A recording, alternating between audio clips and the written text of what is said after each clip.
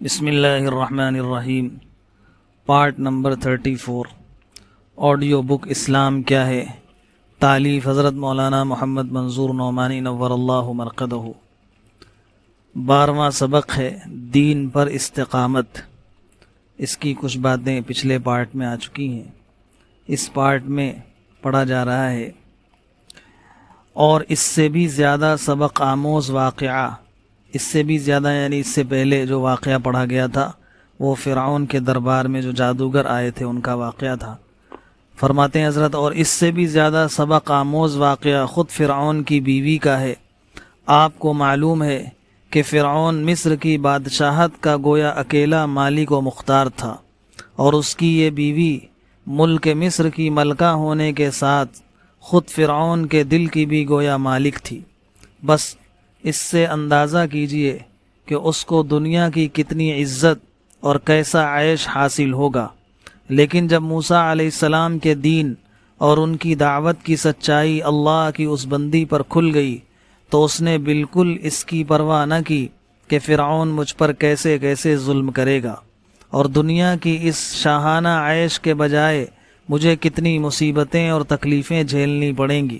الغرض ان سب باتوں سے بالکل بے پرواہ ہو کر اس نے اپنے ایمان کا اعلان کر دیا، اور پھر حق کے راستے میں اللہ کی اس بندی نے ایسی ایسی تکلیفیں اٹھائیں جن کے خیال سے رونگٹے کھڑے ہو جاتے ہیں اور کلیجہ منہ کو آتا ہے۔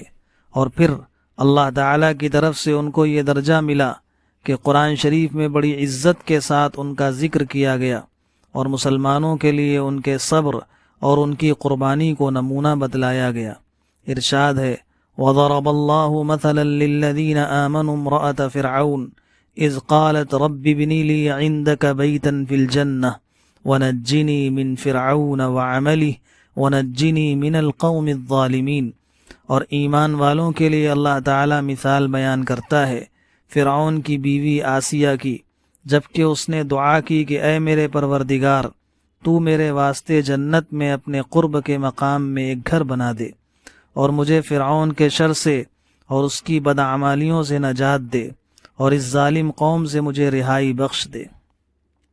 سبحان اللہ، کیا مرتبہ اور کیا شان ہے کہ ساری امت کے لیے، یعنی حضرت ابو بکر صدیق رضی اللہ عنہ سے لے کر قیامت تک کے سب مسلمانوں کے لیے اللہ تعالیٰ نے اپنی اس بندی کی استقامت کو مثال اور نمونہ قرار دیا ہے۔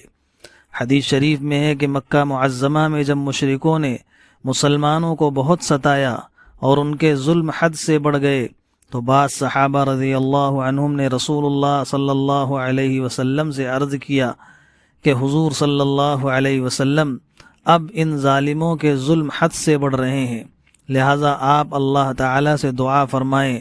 تو حضور صلی اللہ علیہ وسلم نے جواب دیا کہ تم ابھی سے گھبرا گئے، تم سے پہلے حق والوں کے ساتھ یہاں تک ہوا ہے کہ لوہے کی تیز کنگھیاں ان کے سروں میں پیوست کر کے نکال دی جاتی تھیں، اور کسی کے سر پر آرا چلا کے بیچ سے 2 ٹکڑے کر دیے جاتے تھے، لیکن ایسے سخت وحشیانہ ظلم بھی ان کو اپنے سچے دین سے نہیں پھیر سکتے تھے، اور وہ اپنا دین نہیں چھوڑتے تھے۔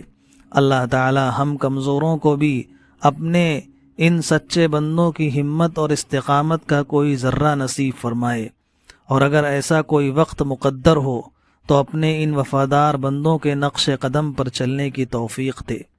بنا کردند خوش رسم بقا کو خون غلطی دن، خدا رحمت کند ای عاشقان پاک تینترا۔ وما علینا الا البلاغ۔ 34واں حصہ مکمل ہو۔